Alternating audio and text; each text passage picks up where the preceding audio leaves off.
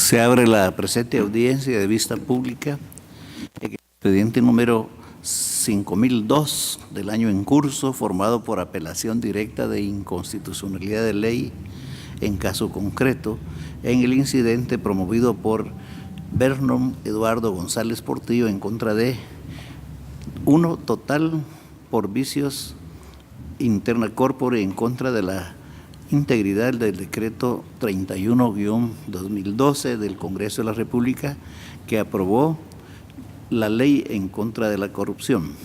2. Parcial por motivos de fondo en contra del párrafo primero del artículo 35 del decreto número 31-2012 del Congreso de la República que formó por adición el Código Penal creando el artículo 449 bis. 3. Parcial por motivos de fondo en contra del artículo 5 del decreto número 31-2012 del Congreso de la República que reformó por adición el artículo 57 del Código Penal. 4. Y por motivos de fondo, parcial y por motivos de fondo en contra del artículo 3 del decreto número 31-2012 del Congreso de la República que reformó por adición el artículo 51 del Código Penal. 5. Parcial y por motivos de fondo en contra del artículo 73 de la Ley del Organismo Judicial contenido en decreto número 2-89 del Congreso de la República. 6. Parcial y por motivos de fondo en contra del artículo 212 del Código Procesal Penal contenido en el decreto número 51-92 del Congreso de la República. La señora Secretaria General Adjunta dará lectura de la parte conducente de las consideraciones de la parte resolutiva del fallo apelado y efectuará las advertencias reglamentarias para el debido desarrollo de la presente audiencia. Tiene la palabra, señora Secretaria. Gracias.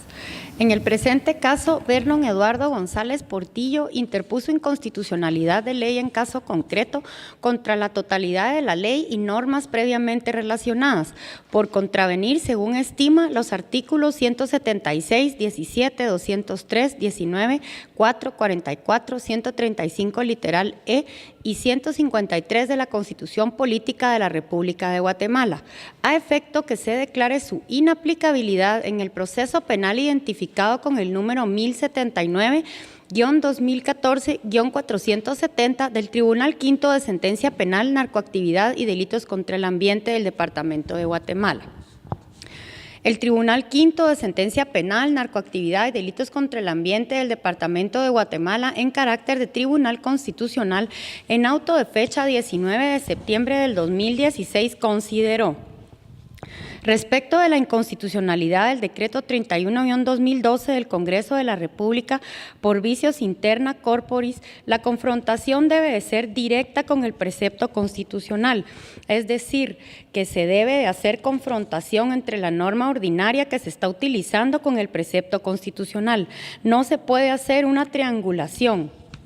Solo con que yo diga que se violó la ley no hace suficiente la argumentación. Aunque fue extenso o abundantemente la argumentación, solo se utilizaron aspectos o cuestiones puramente fácticas, lo cual no sustenta el vicio interna corporis, que si bien pudo haber errores en el proceso de creación y aprobación de una ley, sin embargo, lo que él aduce no la hace nula, porque en sí estos errores que se refieren en la creación de la ley propiamente, pero no se indica en dónde está la confrontación constitucional para que se haga nula.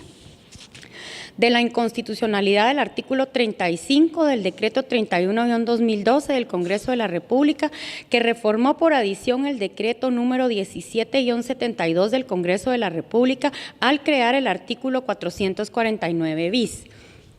Para este tribunal no existe claridad al decir que la aplicación de este artículo al caso en concreto violenta el artículo 203 de la Constitución Política de la República de Guatemala o el 17 de la ley citada y como consecuencia el principio de taxatividad, por lo que no es materia de la presente acción de inconstitucionalidad establecer si existe o no aplicación o interpretación errónea de una disposición al caso en concreto.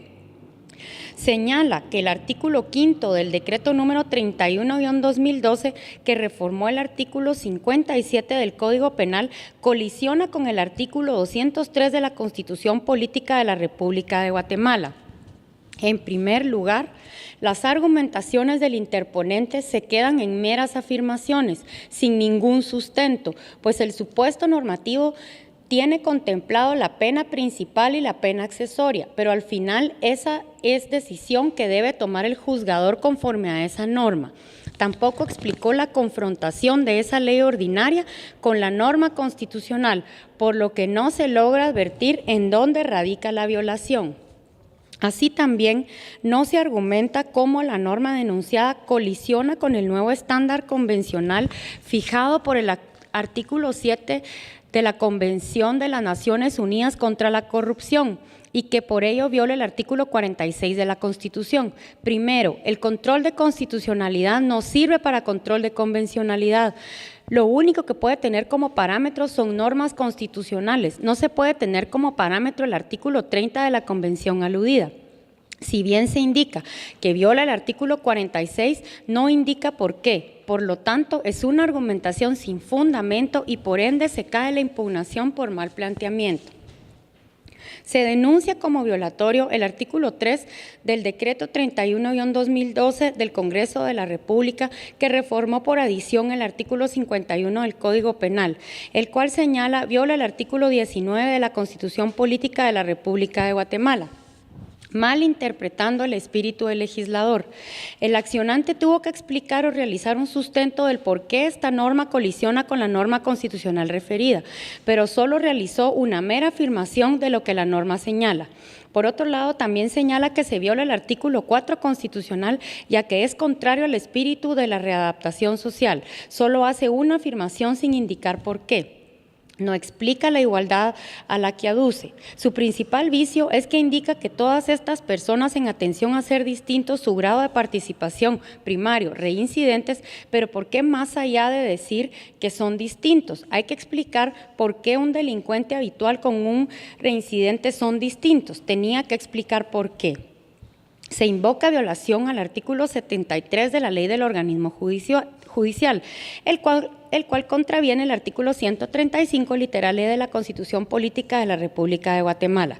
La deficiencia estriba en que en el caso de la magistrada no puede prestar declaración. Sin embargo, aquí el interponente no dice cuál es el artículo constitucional violado, por lo tanto no existe derecho infringido, pues no hace ver una tesis en abstracto y se limita a indicar una relación eminentemente fáctica procesal.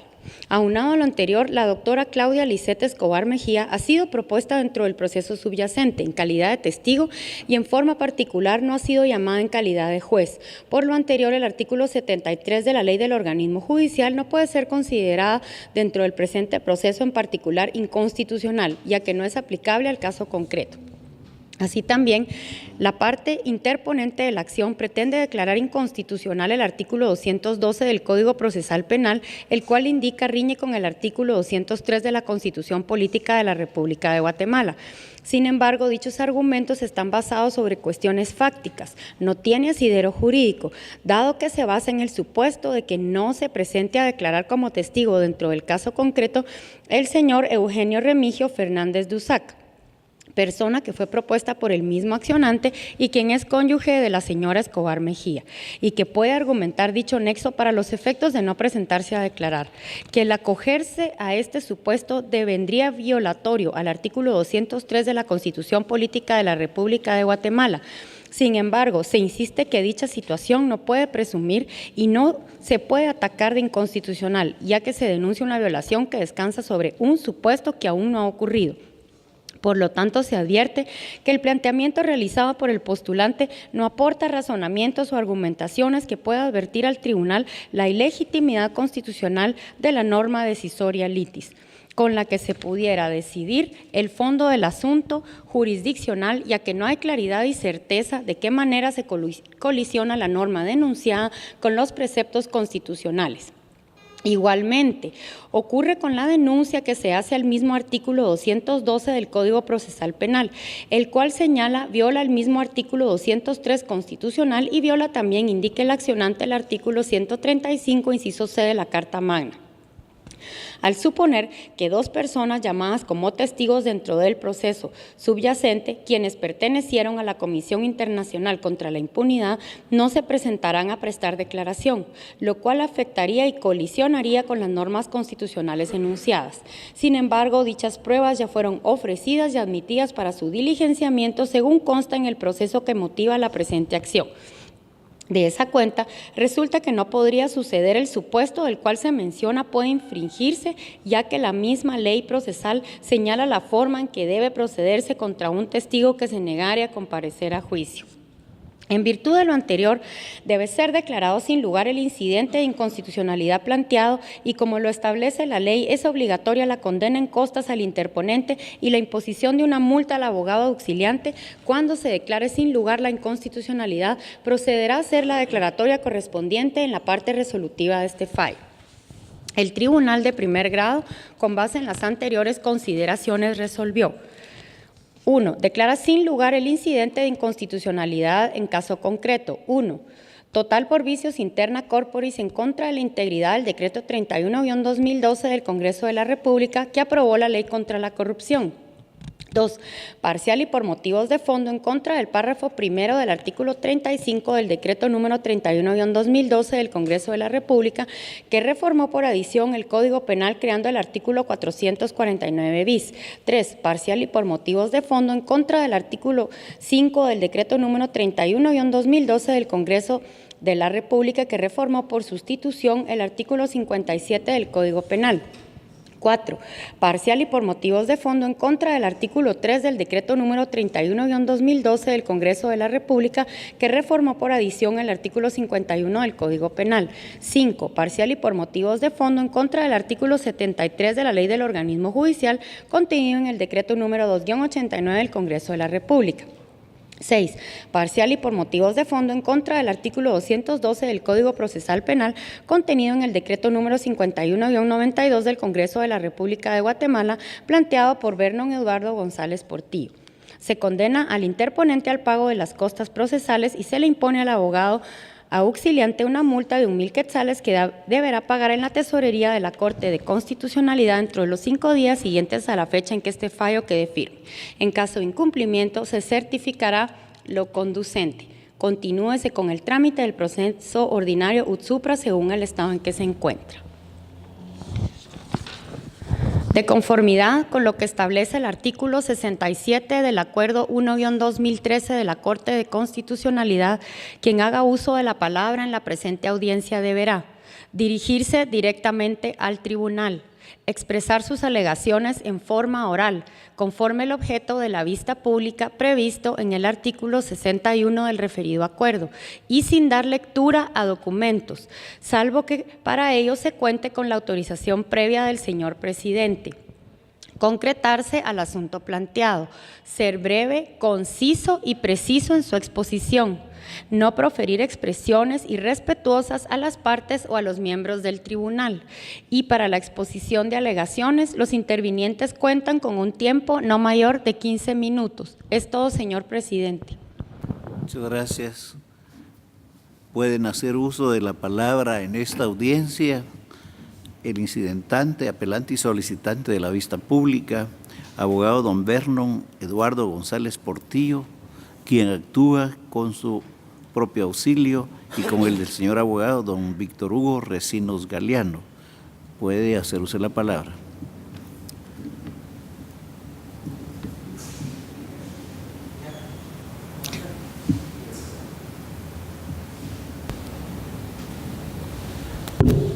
Buenos días, honorable tribunal. Quisiera dejar constancia de que actúo también bajo la dirección y procuración del abogado José Luis Farfán Mancilla, quien se encuentra presente en esta diligencia y me acompaña precisamente aquí a mi lado derecho. Esto es para los efectos pues, de lo que usted acababa de leer. Y también quisiera solicitar, antes de entrar directamente en mi exposición, Quisiera solicitarle, señor presidente, con base en el artículo 66 de las disposiciones reglamentarias y complementarias de la Ley de Amparo contenidas en el Acuerdo 1-2013 de la Corte de Constitucionalidad. Este artículo señala precisamente que cuando la importancia del asunto y la extensión lo hagan necesario, el presidente del tribunal podrá autorizar un tiempo mayor al señalado de 15 minutos. Entonces quisiera pedirle 15 minutos adicionales a los 15 minutos que establece el acuerdo, ¿verdad? Eso es antes de entrar en mi exposición, señor presidente.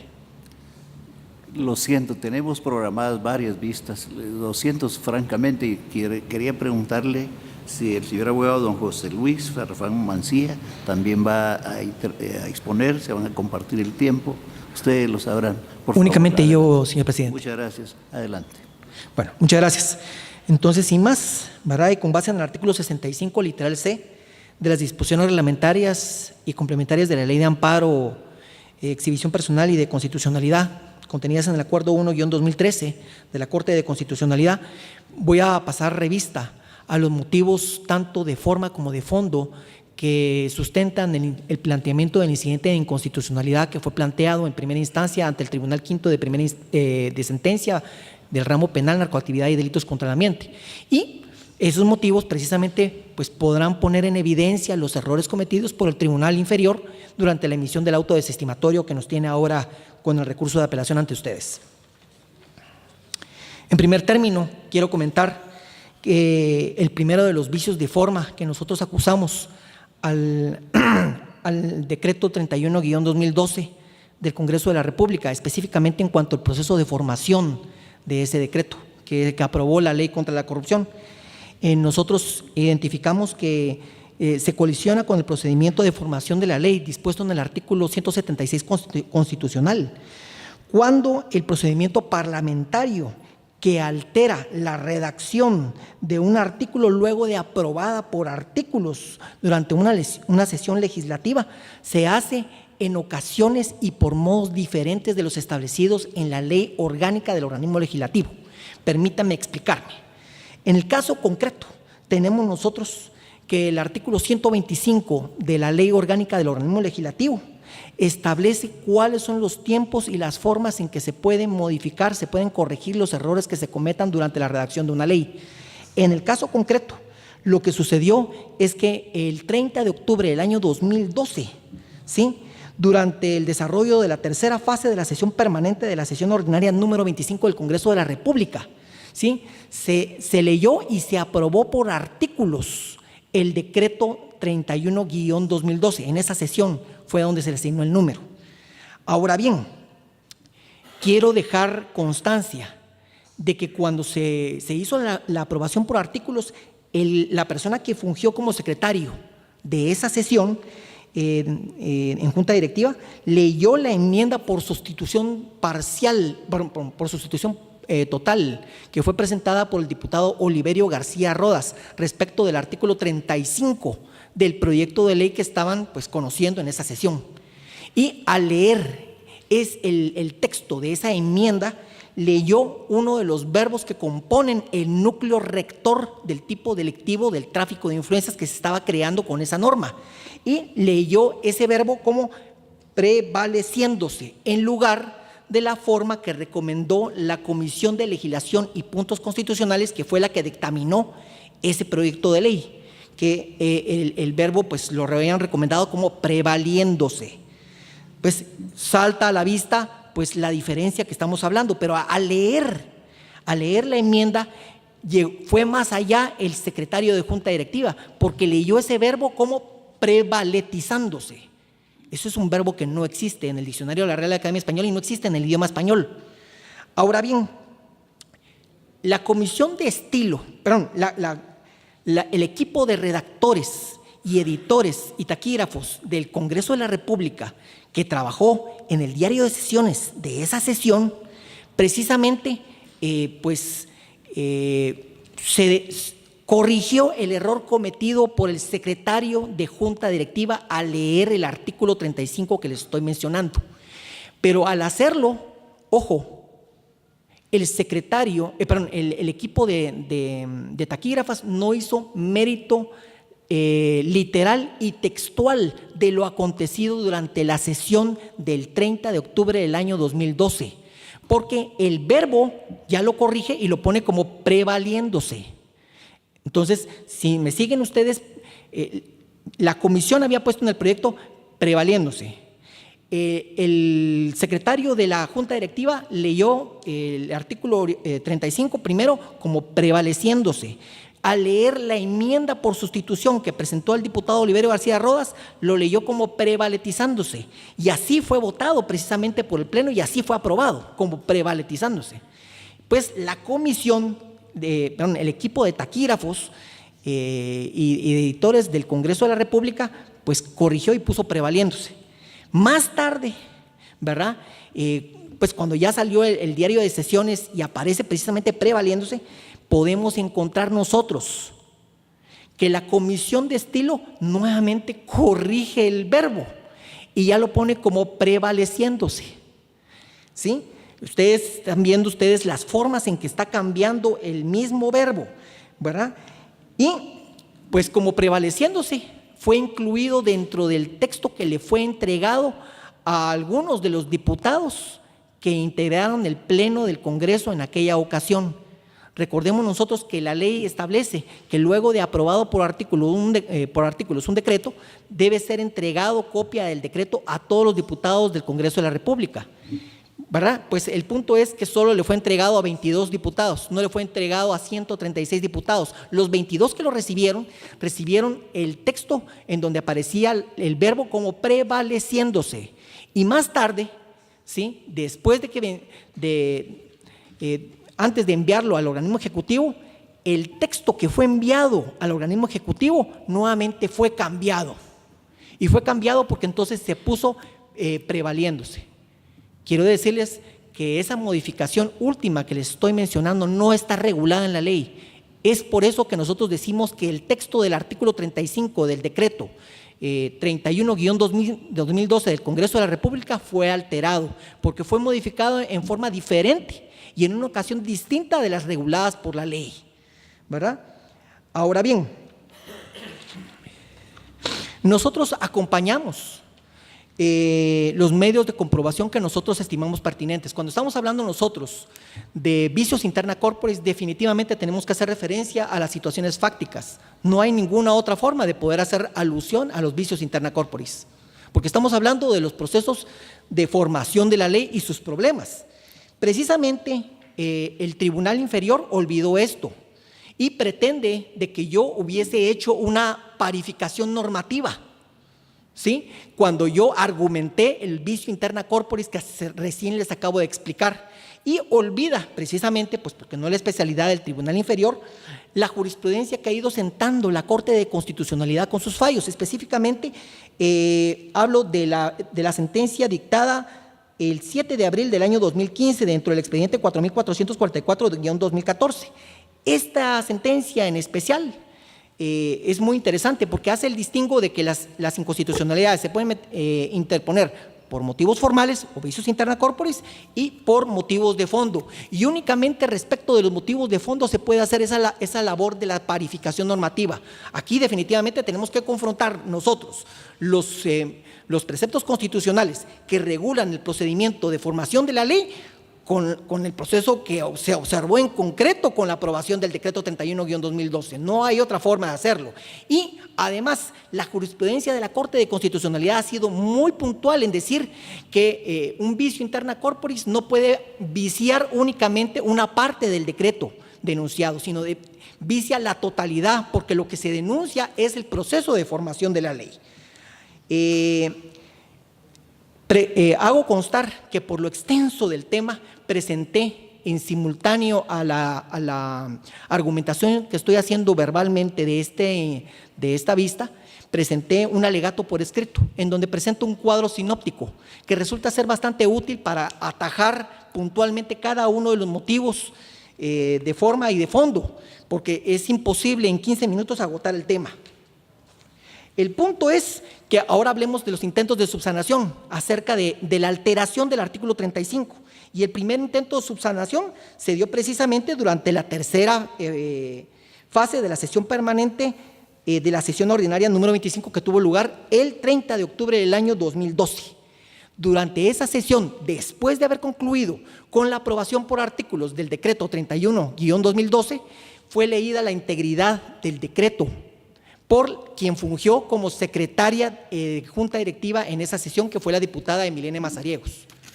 Nosotros acompañamos al planteamiento del incidente de inconstitucionalidad los discos, los DVD, en donde se puede ver, ¿verdad?, el video de esa sesión, y se puede ver que la diputada en mención leyó de forma incompleta, de forma ininteligible y de forma incompleta los artículos que integran precisamente el articulado del decreto 31-2012, específicamente el artículo 35 de la Ley contra la Corrupción, que insisto, pues no es que esté identificando únicamente ese pasaje como inconstitucional, es el proceso de formación que vicia toda la ley. Por eso es que nosotros interpusimos la inconstitucionalidad por motivos de forma en contra de la integridad del decreto. Pero el punto es que los diputados que estuvieron presentes en ese pleno y escucharon la lectura de lo que se había sido aprobado, no pudieron ellos calificar, ni siquiera advertir el error que se había cometido, porque les fue leído malamente el artículo que había sido aprobado. Luego, el segundo intento de subsanación es precisamente el diario de sesiones que les estaba mencionando. Y el diario de sesiones, como no hizo mérito literal y textual, pues tampoco permitía a los diputados que estuvieron presentes y que pudieron haber tenido acceso a ese diario de sesiones haber advertido del error que se había cometido. Y por último, tenemos el tercer mecanismo de subsanación que establece la Ley Orgánica del Órgano Legislativo, que es precisamente que se entregue copia del decreto aprobado a los diputados que integran el Pleno del Congreso. En este caso, ¿verdad?, como yo estoy acreditando con la certificación del expediente relativo al trámite de aprobación de ese decreto 31-2012, ustedes van a ver que 136 diputados nunca recibieron copia de ese decreto. Era imposible, por tanto, que ellos pudieran advertir el error que se había cometido. Y aún más, la alteración a la que estoy haciendo referencia particularmente tuvo lugar después de que ellos recibieron la copia, los 22 que sí la recibieron la copia del decreto. Sí hay diferencia, sí hay discrepancia entre la copia que le fue entregada a esos 22 diputados y la copia que fue entregada al Ejecutivo. Acompañé también una copia de lo que fue entregado al Ejecutivo y de lo que envió al Congreso. Por lo tanto, no se puede tener por subsanado, y las violaciones no son nada más de simple técnica legislativa. Hay verdaderas violaciones sustanciales a los principios parlamentarios del principio democrático, porque definitivamente pues, se traicionó, se hizo todo a espaldas de la mayoría. En segundo lugar, también se violó el derecho de las minorías. Consecuentemente, se violó el principio pluralista. En tercer lugar, el principio de publicidad, y en cuarto, el de seguridad jurídica. Además, ¿verdad?, nosotros identificamos otros vicios formales que el Tribunal Inferior no alcanzó a apreciar en su justa dimensión. Por ejemplo, ustedes sabían que la sesión en la que se discutió el primer debate relativo a la Ley contra la Corrupción es una sesión que adolece de haberse iniciado sin el quórum requerido por el artículo por la Ley Orgánica del Órgano Legislativo. Eso es una cosa grave, y aquí yo lo demostré con fotografías, con videos y con los documentos mismos. La Ley Orgánica del Órgano Legislativo exigía que el quórum, que conforme al quórum reducido, estuvieran presentes para el inicio de la sesión el presidente y 2 secretarios, y únicamente estaba presente el presidente y un secretario. El segundo secretario se presentó más de 1 hora después de iniciada la sesión. Eso es una cosa gravísima. Y lo que pasa es que intentaron subsanar la ausencia o la llegada tarde de este secretario con la integración de un secretario de junta directiva con base en un precedente parlamentario. Al respecto, quiero yo destacar que la costumbre y la práctica parlamentaria no puede ser contra legem. Y si la ley es clara en exigir la presencia de ese segundo secretario, no podían entonces aplicar ese precedente parlamentario. El punto es que, aparte de estos vicios que estoy mencionando, lo que es importante también tomar en cuenta es que se habla de una triangulación normativa. Y es interesante el concepto de bloque de constitucionalidad que nosotros tenemos en Guatemala, porque se nos ha olvidado que el artículo 176 de la Constitución Política de la República nos remite precisamente a la Ley Orgánica del Órgano Legislativo, casi como que fuera parte del bloque de constitucionalidad, y así lo confirma la doctrina. Dentro del escrito de expresión de agravios y de interposición del recurso de apelación, precisamente hice las citas precisas con la bibliografía respectiva de por qué forma parte del bloque de constitucionalidad las normas concernientes al trámite de la aprobación de una ley y que se encuentran contenidas en la Ley Orgánica del Organismo Legislativo. Aparte de eso, hubo otros errores que pues, tampoco son errores de simple técnica legislativa. Estamos hablando nosotros, por ejemplo, que fue suspendida en 2 ocasiones el desarrollo de la sesión plenaria del 19 de junio del año 2012, y eso se hizo de manera ilegal. En primer lugar, porque lo dispuso unilateralmente el presidente de la comisión permanente, sin cumplir, como decía el artículo 77, de consultar y resolverlo con el resto de la comisión permanente.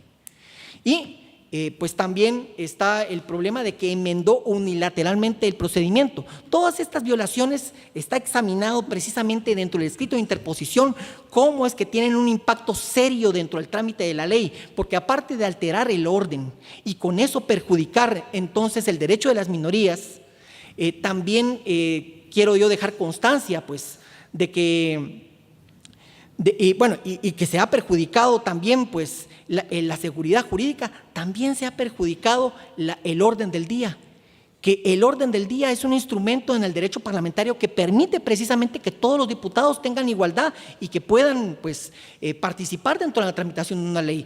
Y si se pierde el orden del día, si se perjudica a través de estas maniobras, Dios guarde. Tenemos nosotros otra situación que nosotros denunciamos también con la inconstitucionalidad, como por ejemplo fue un incidente electrónico que tuvo lugar el 19 de junio del año 2012 y falló el sistema de votación. Y el artículo 95 de la Ley Orgánica del Organismo Legislativo marca claramente que tenía que suspenderse, perdón, que no tenía que suspenderse, sino que tenía que repetirse la votación por medio del sistema nominal a viva voz. Le informo que puede concluir en 1 minuto. Bueno, muchas gracias. Bueno, el resto de los motivos de forma y de fondo aparecen explicados en el escrito que presenté. Y ahora sí, quiero yo pasar de una vez a lo que pedí entonces en el fondo, que aparte de las peticiones normales, ¿sí?, es particularmente la inaplicabilidad de las disposiciones que fueron denunciadas. Su tiempo está concluyendo. Estoy concluyendo. Perfecto. Estoy concluyendo. Aparte de la inaplicabilidad de esas normas, ¿verdad?, por Ministerio de la Ley y por disposición del Acuerdo 1-2013, también pido a la Honorable Corte de Constitucionalidad que profiera un pronunciamiento, aparte del que declare la inconstitucionalidad de la ley denunciada, en el caso concreto referente a que queden sin efecto las resoluciones que hayan sido dictadas con fundamento en las leyes denunciadas, en fecha posterior a que fue incoada la denuncia de inconstitucionalidad respectiva. Y esto porque quiero informar al tribunal, lamentablemente, pues como no tiene efectos suspensivos el planteamiento de la inconstitucionalidad, ya se produjo la aplicación de algunas de las normas denunciadas, específicamente el artículo 212, numeral 3 del Código Procesal Penal en el caso concreto. Y eso sirvió precisamente para dispensar de manera ilegal, a nuestra manera de entender, y de manera inconstitucional, la prestación de la declaración testimonial de 2 exfuncionarios en CICIG, que hubiese sido muy importante para los fines de averiguación del proceso. Sin embargo, pues como no entendió el Tribunal Inferior cuál es la función del incidente de inconstitucionalidad, que lo confundió con un amparo, pues lo que quería era que primero se configurara la violación y que luego entonces nosotros planteáramos este incidente. Eso era imposible. Muchas gracias, señores magistrados. Es todo cuanto tengo que decir y pues con todo respeto, ¿verdad?, el resto de mi intervención lo pueden encontrar en el escrito que presenté. Con mucho gusto.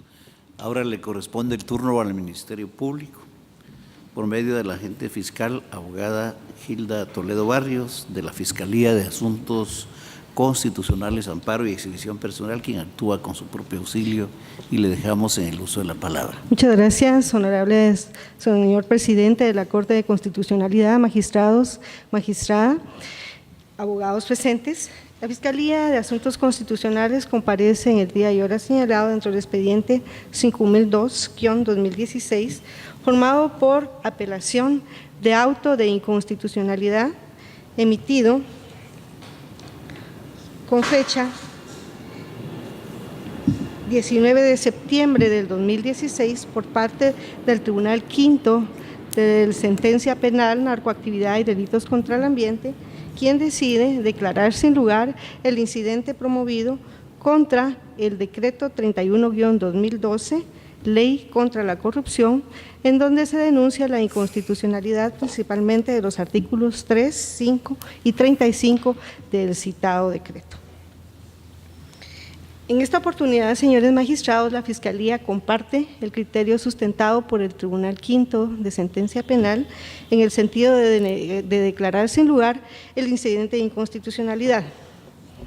Principalmente, señores magistrados, ustedes podrán dar lectura al incidente a que me hago referencia y, en resumen, indica el Tribunal Quinto de Sentencia para declarar sin lugar el incidente que no se realiza una confrontación jurídica como lo establece el artículo 135 de la Ley de Amparo y el acuerdo de la Corte de Constitucionalidad 1-2013.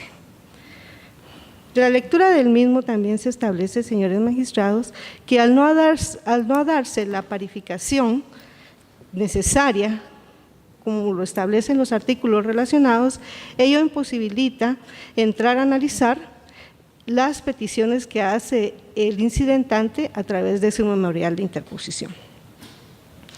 En su momento procesal oportuno, señores magistrados, la Fiscalía se le da audiencia y evacúa esta en el sentido de indicarle al Tribunal Constitucional que el incidente de inconstitucionalidad en caso concreto debía de ser declarado sin lugar. Para el efecto, la Fiscalía sustenta su opinión precisamente en una sentencia emitida por la Corte de Constitucionalidad que me voy a permitir citar brevemente y que es la identificada dentro del expediente 782-2010 de la Corte de Constitucionalidad de fecha 4 de agosto del 2010. En ella, señores magistrados, se entra a analizar una inconstitucionalidad también en caso concreto en donde se denuncia vicio de forma intercorporis, como sucede en el presente caso, en donde se establece y lo que busca el incidentante es declarar la ilegitimidad de la ley impugnada.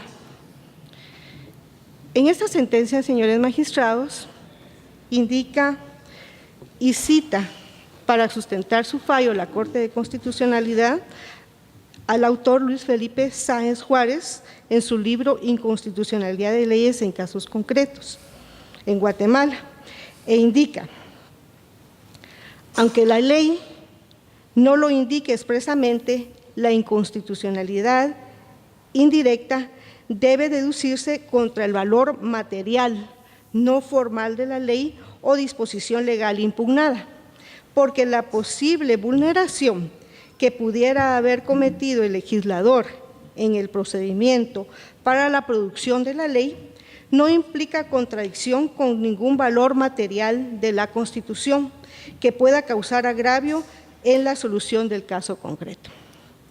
Se cita esta sentencia, señores magistrados, porque ella puede ser analizada previo a ustedes emitir su fallo por apelación, en el sentido de que lo que se busca aquí es la inaplicación en caso concreto del decreto 31-2012.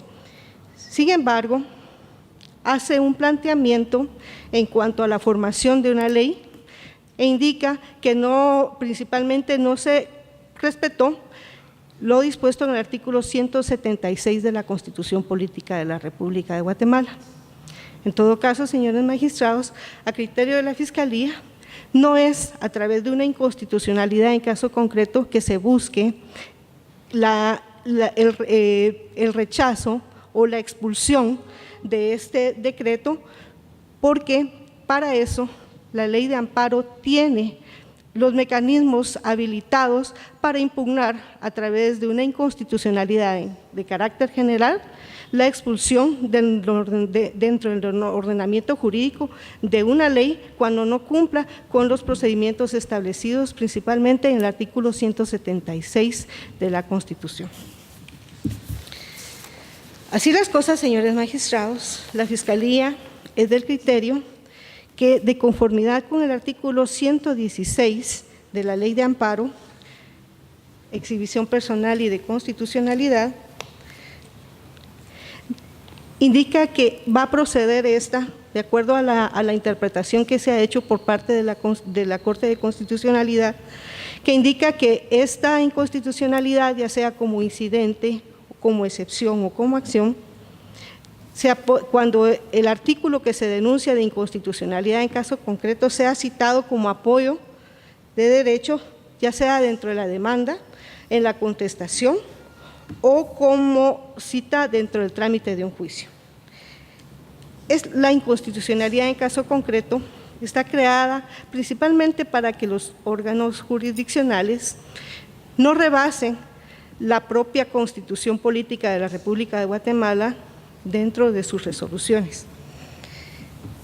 Para que ésta proceda, dice que la ley debe de aplicarse al caso concreto, que el fallo dependa de la validez o invalidez del artículo que se denuncia de inconstitucionalidad y también que debe haber un razonamiento jurídico entre la ley que se denuncia inconstitucional con relación al artículo de la Constitución Política de la República de Guatemala.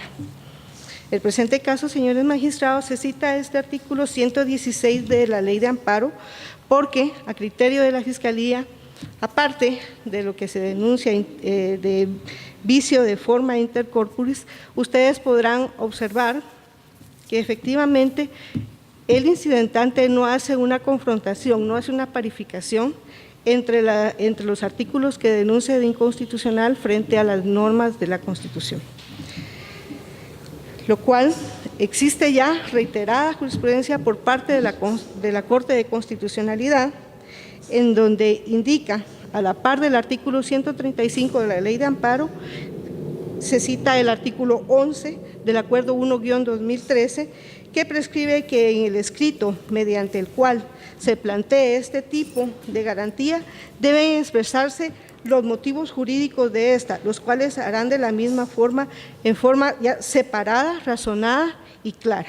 Al no cumplirse con estos requisitos, señores magistrados, la Fiscalía, con todo respeto, solicita que el auto venido en grado sea confirmado y, en consecuencia, se declare en forma definitiva el incidente de inconstitucionalidad en caso concreto. Únicamente, señores magistrados. Concluye la presente audiencia.